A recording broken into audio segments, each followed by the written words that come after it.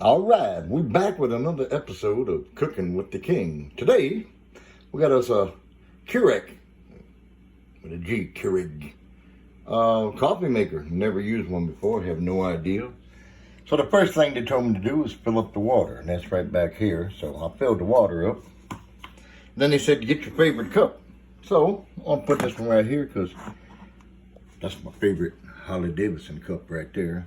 And see, it says Keurig, Keurig. Okay, and it's a pod. So you buy a bunch of these little pods. I went to the store and I found one that said hazelnut artificially flavored cappuccino mix. So I was thinking, well, you just pour it in here? No. So after opening and closing this little lid here, I realized it'll probably fit right there. So what do you do next? I have no idea. So let's try. This is for the first time. One of these gotta be power. Okay, we got power. It doesn't say green or gray, it just says ounces. So we got the 10 ounce, the 8 ounce, and we got a 6 ounce. Just probably about a 8 ounce cup. So let's press 8. Doesn't change.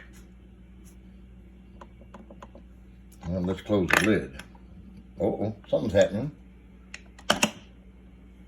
Now let's try 8. Okay.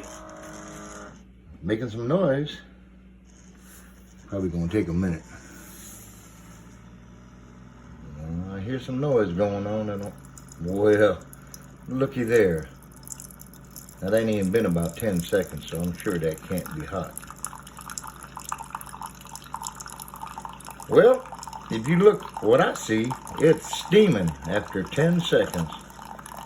Let's see how much I actually get out of that little pot. I hit 8 ounces, so I'll give you an idea what this cup will hold. That was a guesstimate. It's coming out. That's the Keurig. Well, we're watching it.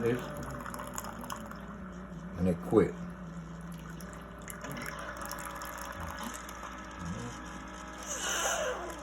A couple more little squirts. And that's it. That probably is about,